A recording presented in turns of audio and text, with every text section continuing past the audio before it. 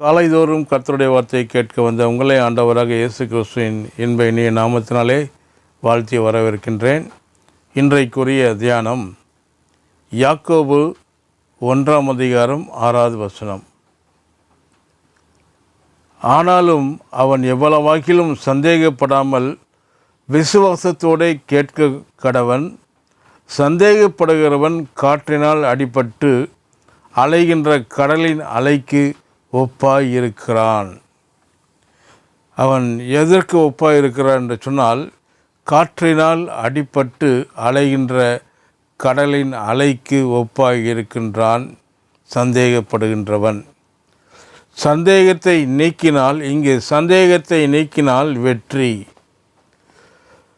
அநேகர் ஜெபித்துவிட்டு என்ன சொல்வார்கள், ஏதோ பிரதர் சபைக்கு போனேன், ஜெபித்து விட்டு வந்திருக்கிறேன், கர்த்தர் தான் ஏதாகிலும் பார்த்து செய்யணும், எவ்வளவோ ஜெபம் செய்கிறேன், ஒன்றுமே நடக்கவில்லை என்று சொல்லுவார்கள்.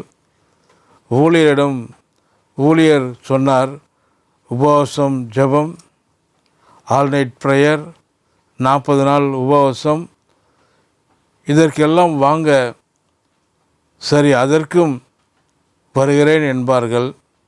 இதற்கெல்லாம் வந்து விட்டு போய் கூட ஒன்றுமே நடக்கவில்லை என்று அநேகர் சொல்லுவார்கள். ஆனால் வேதத்தில் என்ன சொல்கிறது, யாக்கோபு 1:7, 8.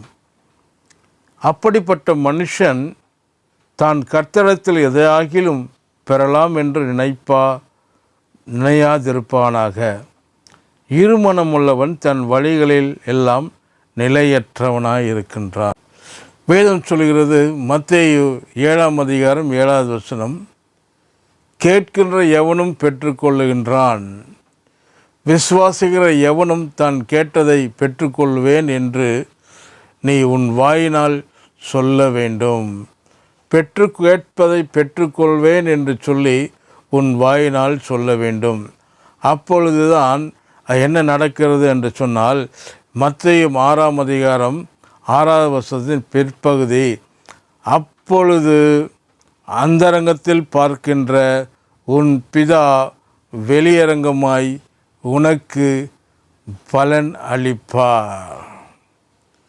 எப்பொழுது கேட்கிறவன் எவனும் பெற்றுக்கொள்கின்றான், விசுவாசிக்கிறவன் எவனும் தன் கேட்டதை பெற்றுக்கொள்வேன் என்று வாயினால் சொல்லும் பொழுது அவன் பெற்றுக்கொள்கின்ற பலனை காண்கின்றவனாக இருக்கின்றான். முதலாவது, இருதயத்திலே விசுவாசிக்க வேண்டும். இந்த இருதயம் தெருக்குள்ளதும் கேடுள்ளதுமாய் இருக்கின்ற இதயத்தை சரி செய்ய வேண்டும். சந்தேகமுள்ள இருதயம் ஒன்றும் ஜெயத்தை பெற்றுத்தராது. சந்தேகப்படுகிற இருதயத்தின் கவலையில் இருக்கிறது, அங்கு விசுவாசம் வேலை செய்ய முடியாது. இரண்டாவதாக, மனிதர்கள் பலவாறு சொல்லுவார்கள். என் அக்கா சொன்னார், என் அண்ணன் சொன்னார், என் மாமா சொன்னார், என் மாமி சொன்னார், என் அத்தை சொன்னார், என் அம்மா சொன்னார்கள். இவற்றையெல்லாம், இந்த வார்த்தையெல்லாம் மாறி போகும். வேதம் சொல்லுகின்றது, என்னாகமும் 23:19, 19. பொய் சொல்ல தேவன் ஒரு மனிதன் அல்ல, மனம் மாற ஒரு மனுபுத்திரனும் அல்ல. அவர் சொல்லியும் செய்யாதிருப்பாரா? அவர் வசனித்தும் நிறைவேற்றாதிருப்பாரா? அவர் எப்படி நிறைவேற்றுவார் என்று சொன்னால், வேதம் சொல்லுகிறபடி பிலிப்பியர் 4:19, என் தேவன் தம்முடைய ஐஸ்வர்யத்தின்படி உங்கள் குறைவெல்லாம் கிறிஸ்து இயேசுவுக்குள் மகிமையிலே நிறைவாக்குவார்.